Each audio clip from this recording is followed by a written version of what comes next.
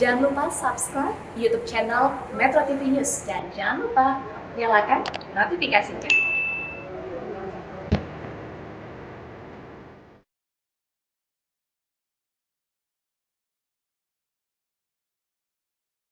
Terima kasih Anda masih bersama kami di Editorial Media Indonesia. Bang Eman, sebelum kita berdiskusi Bang, kita coba mendengarkan dulu dari orang yang tahu persis waktu itu kasusnya seperti apa. Kita sudah terhubung lewat saluran telepon dengan mantan Ketua KPK Antasari Azhar yang pada saat peristiwa terjadi merupakan jaksa penuntut umum. Pak Antasari, selamat pagi. Selamat pagi, Assalamualaikum warahmatullahi wabarakatuh. Waalaikumsalam warahmatullahi wabarakatuh. Pak Antasari, saya ingin mengkonfirmasi Pak, pada saat kasus Joko Chandra, Cesi Bank Bali 546 miliar rupiah ini, itu jaksanya memang Pak Antasari ya saat itu ya Pak? Iya, saya mulai menyidik kasus itu tahun 98. Oke. Ketika itu saya selaku Kasubdit Penyidikan di Gedung Bundar, 98 dan sidangnya 99, 2000 putus. Nah, ketika saya menyidik kasus itu, belum ada barang bukti. Oh. Karena ini korupsi tipikor kan? Iya, iya. Nah, nggak ada barang bukti. Nah, ketika saya memeriksa dari unsur era Get Prima perusahaan itu, nah, saya tanya, wah ternyata setelah kita telusuri, sudah kemana-mana uangnya itu. Memang 546 miliar itu tadinya di mana Pak Antasari? Ya? Tadinya ada di mana uang 546 miliar ini? Loh, tadi perusahaan EGP itu. Oh, itu kan okay. yang mereka berhasil membeli sesi itu kan. Iya, iya, Cesi Bank Bali itu ya. Bagian piutang itu mereka beli, ya mereka dapat itu. Iya. Yang dibayarkan oleh BI. Baik. Nah itu karena kita anggap waktu itu, saya anggap bahwa itu ada persyaratan yang salah dalam pembelian sesi itu, maka saya mau ambil itu uang. Ternyata mereka nggak pegang. Kemana? Rupa sudah kemana-mana. Oh. Wah, sudah kemana-mana lah pokoknya uangnya itu kan. Itu utuh kemana-mana atau sudah tercerai-berai dari 546 miliar itu, Pak? Iya. Oh, sudah kemana-mana ya? Film itu sudah kemana-mana. Baik. Nah, saya kasih ultimatum EGP. Oke. Kalau 1,4 jam tidak terkumpul itu uang, saya bilang, saya paksa. Akhirnya besok sorenya saya dilaporkan. Sudah masuk Pak di rekening escrow account di Bank Permata. Oke. 546 miliar ya Pak? Serta-merta kami ke sana. Iya. Serta-merta kami ke Bank Permata, cek. Ternyata betul 546 miliar ada di situ. Langsung kita berita acara penyitaan. Dan berita acara penitipan. Oke. Jadi uang itu dalam status barang sitaan yang dititipkan di Bank Permata. Baru kita kembali ke kantor, mulai kita lengkapi berkas. Periksa saksi, lengkapi berkasnya. Sudah lengkap, baru kita limpahkan pengadilan. Oke. Itu tahun 2009 semua ya, Pak Antasari ya? Enggak, 98-2000. Oh, 98-2000 ya, oke. Lalu setelah kemudian dititip... Ya, bagaimana Pak? Silakan Pak. Di tingkat PN putus bebas. Iya. Karena hakim melihat bahwa ini masalah perdata katanya. Oke. Walaupun ada perbedaan dengan kami jaksa yang nuntut kan. Sudah kita hormati putusan pengadilan bebas. Baik. Saya ajukan kasasi. Oke. Di kasasi disenting waktu itu. Hakimnya 3, 2 menghukum, 2 membebaskan, 1 mau menghukum. Oke. Nah, senting. Ya. Saya pikir sudah dua hukum di PN dan kasasi bebas, upaya hukum lagi nggak ada kan? Baik. Yang ada upaya hukum luar biasa, namanya PK. Iya. Pak Antasari, saya diminta untuk PK, saya tidak mau. Oke. Pak Antasari, sejak yang Bapak tadi katakan sudah terkumpul lagi uang itu dari PT EGP ini, kemudian terakhir yang Bapak tahu uang itu ada di mana Pak? Apakah memang masih di escrow account di Bank Permata atau sudah di mana? Ini saya cerita dulu Mas ceritanya. Iya Pak. Jadi sudah putus kasasi, saya kasasi ya tadi ya. Iya. Putus kasasi, saya disuruh PK oleh pimpinan pada waktu itu. Saya tidak mau. Karena saya pikir sudah 2 peradilan, PN dan Mahkamah Agung memutus bebas. Oke. Nah, bagi saya berpikir bahwa saya tidak mau menegakkan hukum dengan cara melanggar hukum. Kalau saya PK, saya melihat di 263 KUHP itu tidak ada alasan jaksa bisa PK. Oke. Yang bisa itu ahli waris dan terpidana. Iya. Nah, pada waktu itu, gitu sikap saya pada saat itu.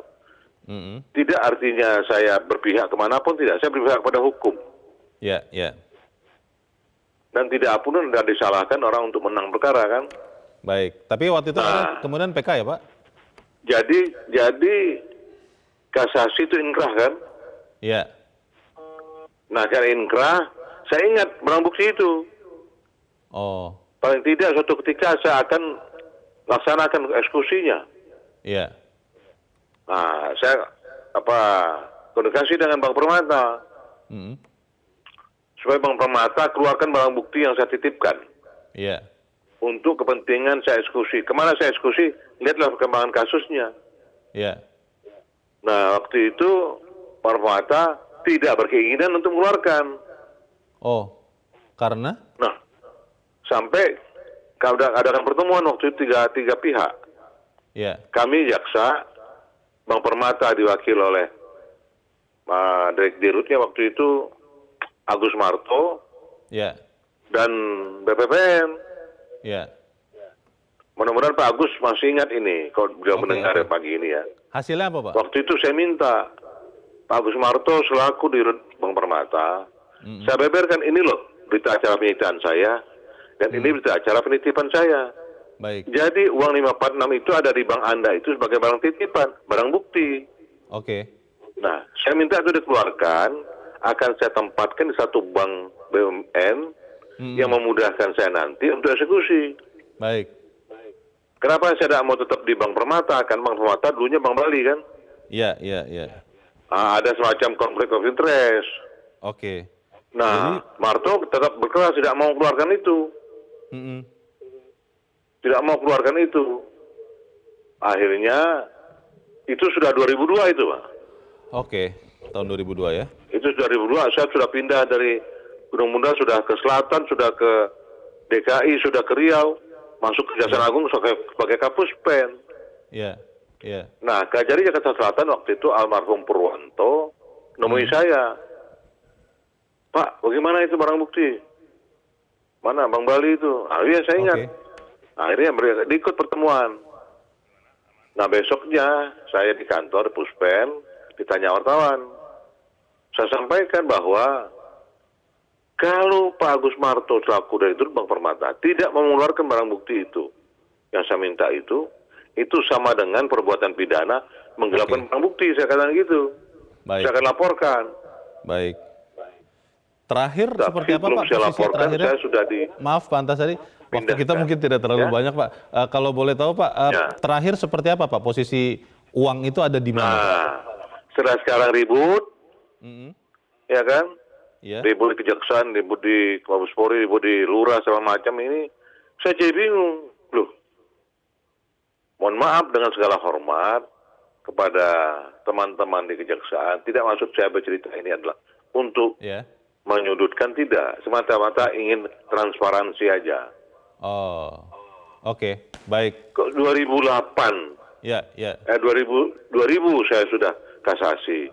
Oke. Udah saya kok tiba-tiba 8 tahun kemudian 2009 jaksa PK. Oke Pak.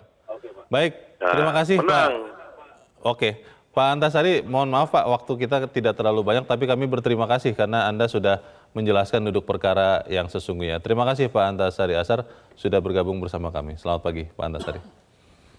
Kita mendengarkan penjelasan yang ini harusnya A1 Bang, karena Pak Antasari yang menjadi jaksa pada saat itu. Tapi pertanyaannya adalah, kita kan harus mengkonfirmasi ya kepada para pihak. Kalau memang uang ini masih ada di mana, dan kalau memang belum ada, kemudian lari kemana? Bagaimana Bang? Inilah sebetulnya sekarang tugas utama dari Barreskrim. Jadi kan Barreskrim sudah meminta keterangan dari Pak Antasari sebagai jaksa penuntut umum pada saat itu. Pada kasus dan Joko Chandra itu sebagai ya? penyidik. Nah, tadi kalau kita dengarkan rangkaian dari penjelasannya Pak Antasari kan iya, clear itu sebetulnya. betul. Pak Antasari minta uang ini mana setelah kasasi mereka kalah kan. Iya. Untuk apa? Untuk dieksekusi, untuk kembalikan entah ke siapa kan gitu kan. Nah, tetapi kan waktu itu kan dirut Bang Permata itu kan tidak setuju kan. tidak serta-merta ya Tidak menyerahkan. serta-merta. Iya. Intinya saya mau katakan kan, dari penjelasannya Pak Antasari pagi ini, uang ini sekarang nggak jelas rimbanya seluruhnya. Ya, tanda kutip ya. Yeah. Nah, oleh karena itu, perlu dijelaskan posisi 546 M ini. Oleh karena itu, tugas Barreskrim memanggil Oke. siapa Kajari pada saat itu Yeah. untuk menanyakan uang ini ada di mana. Dan Kajari waktu itu masih ada ya? Masih ada sekarang. Nah, intinya periksa semua supaya jelas uang ini di mana. Yeah. Kalau sudah disita untuk negara, mana berita acaranya? Tentu masuk ke bendahara negara. Iya. Konfirmasi lagi ke Menteri Keuangan. Mana uang ini? Apakah? Ada nggak barang buktinya kan gitu? Iya, Loh, iya. iya, kalau Oke. tidak nggak boleh mengatakan ya sudah masuk. Baik. Mana gitu. Baik. Kita nanti juga di bagian berikut akan menanyakan pendapat masyarakat Bang Elman mengenai misteri ini supaya tidak misterius lagi, tapi kita harus jeda dahulu dan pemirsa tetap bersama kami. Editorial Media Indonesia segera kembali. Terima kasih pemirsa Anda masih bersama kami di Editorial Media Indonesia. Kita akan bertanya dulu Bang Elman bagaimana pendapat dari masyarakat. Kita sudah terhubung dengan pemirsa Metro TV di Batam, Kepulauan Riau. Ada Pak John. Pak John, selamat pagi Pak. Selamat pagi. Selamat pagi Bang Eman. Ya. Pagi. Selamat pagi. Bagaimana Pak John? Silakan Pak. Misalkan apresiasi dulu sama Editorial Media Indonesia. Karena ini yang diungkap sama media Editorial Media tidak tanggung. Oh, Karena udah lebih 10 tahun ya. Mandek ini apa? Uang Ya, 546 miliar. Kemana rimbanya kata Bang Elman tadi itu? Ya, di mana kalau dia mati kuburannya di mana? Nisannya di mana? Ini gitu. Dan ini kita apresiasi dengan media. Ini Yeah. betul. Sekarang kan eranya teknologinya media. Saya di Batamnya pagi udah tahu ini. Dulu saya nggak Yeah. tahu. Jadi Jadi apresiasi untuk media Media Indonesia dan juga untuk Barreskrim, Mabes Polri, ya, Kejaksaan Agung. oke. Contoh kita sekarang nih, kan sedih kita Bang Eman ya. Di Barreskrim aja ada 2 jenderal yang korban Bang Eman. Ya. Anak ya. bangsa. Ya. Ya. Apakah ini korban apakah ini? Tapi kita sebagai anak bangsa kan daftar betul. Baik. Pak Apanya John, Joko Chandra ini. Pak John, Anda Merebak punya kemana-mana keyakinan tidak gitu. Pak uang 546 miliar rupiah ini masih ada dan aman di rekening negara? Saya tidak yakin. Oh, Saya tidak yakin Bang Eman. oke. Saya tidak yakin. Kenapa? Karena rentang waktunya udah lama, Bang. Jangankan 500, ya, 46 miliar. Duit 10 miliar aja saya kira udah habis. Karena jangan. Baik. Oke.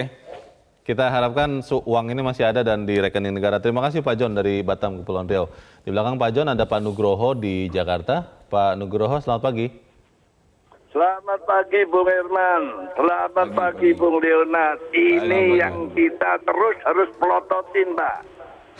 Ini kemarin saya juga ngomong di Metro. Ini kejahatan terorganisir Pak, mafia ini Pak. Oh, Kalau 546 miliar itu kecil Pak. Kalau ukuran Indonesia sekarang ini masih Kecil, banyak yang lebih besar Pak.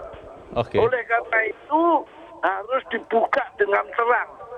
Uang ini kemana? Soal Yeah. sudah dipakai, ikuti. Follow the money. Nah, apa yang dikatakan Pak Antasari yang sudah jadi korban kejahatan. Pak Antasari itu saya yakin jadi korban kejahatan. Periksa dengan benar. Oke. Apa benar itu sekarang bakal jagung itu Pak. Yang Yeah. disebut oleh Pak Antasari. Itu Yeah. harus diperiksa Pak. Kok tiba-tiba kemarin terjadi kebakaran itu juga kita kan jadi curiga Pak. Sekarang Itu ini zaman itu musibah Pak Nugroho, keterbukaan kebakaran informasi. itu musibah Pak. Kita sama-sama kaget Pak. Ya, boleh. Tapi ini keterbukaan informasi Pak. Kalau kebetulan itu bertubi-tubi bukan kebetulan Pak namanya. Ya, Yang ya. penting ini organized crime, Oke. mafia. Dan mafia Harus itu ada diusut di tuntas ya. mana-mana di Indonesia. Baik. Terima kasih Pak Nugroho untuk pendapat Anda dari Jakarta. Selamat pagi Pak. Pak John dari Batam tidak yakin 546 miliar ini masih aman di rekening negara. Bagaimana nih, Bang Eman? Ya, sama seperti yang kita duga sebelumnya kan. Hampir, jangan-jangan seluruh rakyat Indonesia sekarang ini kan tidak yakin uang itu disetorkan gitu kan. Yeah. Tapi kan kita tidak boleh praduga bersalah. Kan. Yeah. Makanya kita harapkan, kita ingatkan kejaksaan ya terutama ya terbukalah. Yeah. Daripada kejaksaan ini menjadi bulan-bulanan dari ketidakpercayaan masyarakat kan. Jadi gitu dicurigai kan. terus ya? Loh, iya. Yang bisa membuat ini clear adalah kejaksaan. Yeah. Kan tidak sulit. Tinggal buka aja. Kalau memang uang ini sudah diserahkan ke negara, buka saja berita acaranya, siapa jaksanya, Yeah. kapan itu dibuat, dan bendahara negaranya siapa yang terima gitu kan. Dan harus dicocokkan juga. Kementerian Keuangan harus menjelaskan Yeah. benar dan buktikan mana rekeningnya waktu itu kan gitu kan. Jadi ini sebetulnya tidak sulit, Leo. Yeah. Ini persoalan gampang kok. Tadi Pak Antasari sudah mengingatkan kan. Bahwa ini tidak sulit kok. Tidak sulit kalau uangnya masih ada, Bang. Loh, makanya uang ada dan tidak ada pun sama juga. Jadi kalau uang itu tidak ada, Iya. itu lebih mudah lagi. Karena pasti ada alirannya. Ada alirannya. Nah, uang itu dulu dititipkan di Bank Permata. Yeah. Siapa dirut Bank Permata pada saat itu kan? Iya. Gitu. Tanya. Iya. Nah, ketika uang ini rekening Ascot itu dikosongkan, siapa yang mengosongkan? Dan kemana diapakan? Karena tidak mungkin lah diambil dalam bentuk tunai begitu ya, Tidak berkarung-karung mungkin. begitu ya, Bang. Dan ini tidak seorang kan gitu. Iya, Kan? Nah, iya. ada nggak oknum penegak hukum yang menikmati ini? Kalau Oh. ada siapa kan gitu Iya, kan? iya. Di instansi mana kan Iya. gitu. Jadi sebetulnya semua ini bertuan, Leo. Jadi kalau hukum itu jejaknya mudah Tidak bisa hilang sama sekali. tidak bisa hilang sama sekali. Bahkan sebetulnya kan kalau Bang Bali ini kan dulu ketika saya masih ingat itu bunyi daripada amar putusannya, ini dilakukan secara bersama-sama. Oh iya. Nah, bersama-samanya belum ditindaklanjuti oleh penegak hukum juga. Yo. Ini kan yang baru karena kan baru beberapa orang kan, Iya. antara lain Joko Chandra kan. Iya. Tapi bersama-sama dengan itu, jangan-jangan yang bersama-sama dengan itu juga yang menikmati ini kan kita nggak tahu kan. Oke. Tapi pertanyaannya begini, Bang, kalau kemudian semoga saya salah, tapi kalau kemudian ternyata uang ini sudah raib dan raibnya itu kesekian orang dan orang-orang ini bukan orang-orang sembarangan juga begitu kan, ini menjadi semacam noda yang keciprat ke semua orang, Bang. Apakah ini akan dikorbankan, mengambil resiko untuk mengorbankan image ataupun reputasi lembaga juga? Kita harus jeda dahulu, Bang Eman, dan bisa tetap bersama kami, Editorial Media Indonesia. Terima kasih pemirsa, Anda masih bersama kami. Kita di bagian akhir dari diskusi kita pagi ini. Bang Eman, kalau ternyata uangnya sudah di mana-mana, apakah ini benar-benar akan bisa dituntaskan karena jangan-jangan melibatkan banyak orang penting, orang kuat di lembaga-lembaga penting? Kalau dalam hukum, Leo, tidak ada raksasa, tidak ada Liliput. Semua sama. Jadi nggak ada pejabat apa segala, nggak ada itu. Jadi inilah sebetulnya kali ini mohon maaf. Saya nggak pernah sebetulnya mencampur adukan kan. Tapi kali ini saya mohon maaf, Presiden Jokowi harus turun tangan untuk kasus Jokowi ini. Joko Chandra ini. Ini tidak dianggap intervensi, Bang? Tidak apa-apa, karena begini. Sebab kalau kita ikutin perkembangan dari hasil pemeriksaan Kabareskrim terhadap Joko Chandra kan, kan disebutkan di situ kan ada 2 jenderal katanya, mendapat sogokan dari Joko Chandra. Dan Joko Chandra mengakui kan gitu. Yeah. Nah, dugaan kita kan tidak hanya 2 jenderal kan gitu kan, tapi keterbukaan kepolisian ini kan sudah bagus kan. Yeah. Nah, bagaimana supaya kejaksaan juga membuka diri? Ya, menurut saya Presiden harus meminta kepada Jaksa Agung buka seluas-luasnya siapa oknum penegak hukum di kejaksaan yang terlibat langsung maupun tidak langsung gitu kan. Yeah. Termasuk kasus 546 ini harus dibuka. Dan ini nggak boleh berlama-lama sebetulnya. Yeah. Karena ini perlu ada kejelasan. Kejelasan hukum. Rakyat pingin tahu kan. Yeah. Sebab kalau ini tidak dijelaskan, rakyat merasa dibohongin, dibodohin kan gitu kan. Itu kan kejaksaan kan kejaksaannya rakyat. Ya. Kepolisian itu kepolisian rakyat, kepolisian negara, kejaksaan negara kan gitu. Jadi kalau hal-hal seperti ini dibiarkan, menurut saya rakyat akan kecewa kepada pemerintah ini kan gitu. Ini harus dibuka oleh Kejaksaan Agung sendiri internal penyelidikannya atau Saya berharap, katakanlah kalau seperti yang kau katakan tadi ini uang ini raib, maka kasus ini harus segera diambil alih oleh KPK. oh Sebetulnya kasus Joko Chandra ini sebetulnya ada bagusnya kepolisian juga dengan rela hati bersama-sama dengan kejaksaan dengan rela supaya kasus ini disidik oleh KPK. bersama-sama?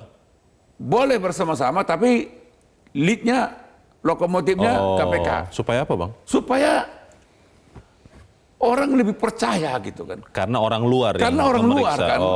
Jadi tidak ada orang menganggap ada terlindungi kan. Supaya tidak ada Karena kalau kecurigaan. kita baca juga di berita-berita yang sedang beredar, kan disebut-sebutkan ada juga pejabat tinggi di Kejaksaan Agung yang bertemu bahkan bukan bertemu, katanya video call dengan Joko Chandra. Ini kan sesuatu yang harus dikelirkan juga ini. Harus dikonfirmasi. Saya sih nggak terlalu percaya ini. Kan? Tetapi karena berita ini sudah muncul, maka ini bagusnya jangan lagi kejaksaan yang mengusut ini. Jangan lagi kepolisian. KPK mengusut ini supaya jelas. Kasus Joko Chandra ini kan gini, terlalu banyak oknum pejabat yang terlibat yang berlutut di bawah kaki Joko Chandra. Ini kan ngeri ini kan. Kalau sampai benar ada yang berlutut, sujud, bertekuk lutut, aduh, berarti kan lembaga penegak hukum ini kita ini kan tidak punya harga diri lagi. Nah, kita tidak mau ini. Betul. Kita tidak mau. Supaya ini tidak terjadi, maka Presiden kali ini, mohon maaf, harus dia turun tangan. Panggil Jaksa Agung, panggil Kapolri. Baik. Kalau memang ada yang terlibat, ya jangan juga segan-segan untuk segera mengganti. Siapapun dia, ganti segera. Jangan dibiarkan berlama-lama ya. Jangan boleh, nggak boleh biarkan lama-lama. Baik. Kasus ini harus clear. Rakyat perlu tahu hari ini juga uang 546 miliar itu kemana itu? Supaya tidak misterius. Raib atau sudah di kas negara? Mudah-mudahan tidak raib ya. Semoga nanti tidak lama lagi kita akan mendengar konferensi pers mengkonfirmasi bahwa uang itu aman di kas negara. Harapan kita hari ini dijelaskan oleh Kejaksaan Agung. Baik. Semoga itu terjadi. Bang Eman Saragih, terima kasih Bang sudah hadir di tempat ini. Selamat pagi.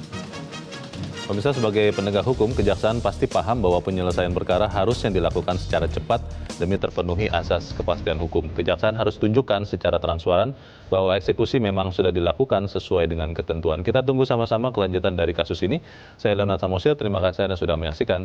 Selamat pagi.